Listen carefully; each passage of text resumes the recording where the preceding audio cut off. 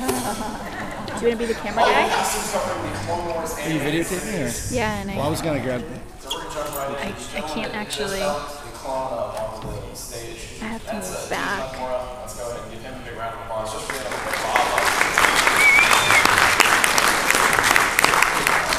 Standing next to him is Brian Anderson. The reason I actually have some phone armor. We got Cad Bang next to him, and then all the way down at the end is Bob Mavia. So we're going to jump right in. We got the forum name. What's that? We got the forum name. Easier to associate. Oh, yeah, okay, so for 501st members, I'm Tusken Trooper on the board. There you go. I'm Stormtrooper guy. Oh, that's loud. I'm Marvin Robot. And then Bob is Web Chief.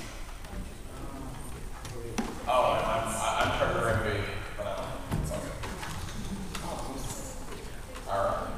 Yeah. All right, so thank you all for coming to this 501st Costuming panel today. We're really excited about this because animated style costuming is something that's obviously new to the Star Wars costuming genre because the Clone Wars. And we're really excited to be able to show you guys the latest and greatest of what we're producing.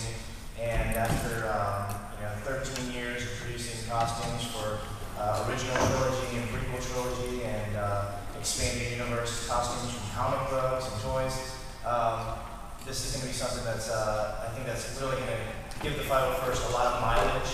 We're going to be able to produce costumes as long as they keep making a series. Yeah,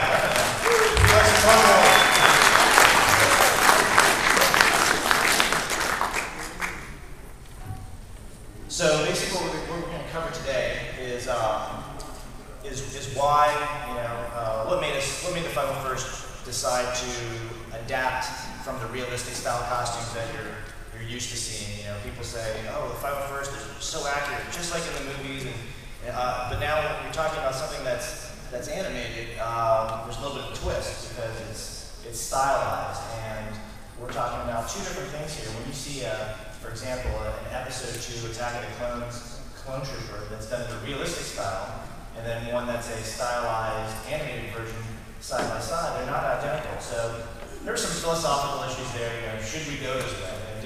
Do we want to portray what might be like cartoony characters? But the answer is yes, we went that way.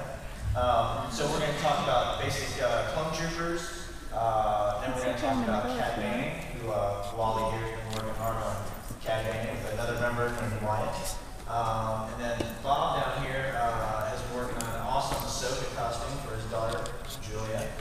And then we're going to talk about not only the costumes, but the props and accessories that go along with anything from the animated series. And then we'll do some Q&A at the end. So a little bit of history here. Clone Wars technically started in 2003 with the Gendy series. Anybody remember the Gendy costume? Now, if you look at the slide up here, there's some items on there that definitely are stylized. You don't see the weathering that you see on a realistic movie style plane. There's a kind of what do we got? The helmet and the weapons are very simplified, and there's no dots on the ab plate. They're clearly cartoons, so that means there's a lot of gray area and room for interpretation. And in November 2008, the Legion, 501st Legion, had a vote. A lot of politics involved. 5,000 members. So we had a vote, and we basically said, we're gonna accept the animated style armored costume. Now that doesn't mean that we accept characters like Count Dooku, for example, because that might be a little strange, right? You might look like the Burger King guy with the distorted head, the rubber hair that sticks up, it doesn't move and stuff like that. And for example, this is why we didn't want to go that way with every character in the Legion. You might end up having, an animated version of a Stormtrooper, so here's a realistic interpretation of, an animated character, and it looks weird, and having that costume on the right, which is not really a costume, it's just a little Photoshop. Thank you for noticing that. That would look strange beside one of our standard TK Stormtroopers. So here you see what was probably the first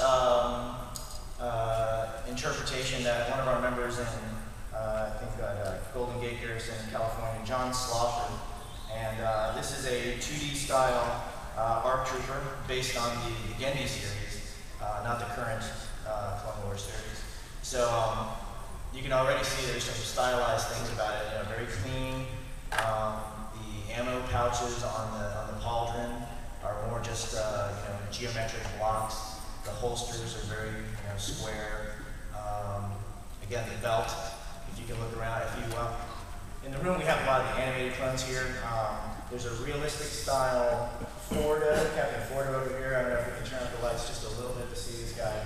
And the reason I'm pointing him out now is because everybody in this room with the costume is the animated style except for him, so that he can kind of show a comparison. But anyway, there's more detail on the belts and overall details on the comm pad, on the wrist, and things like that. And here's a little family portrait.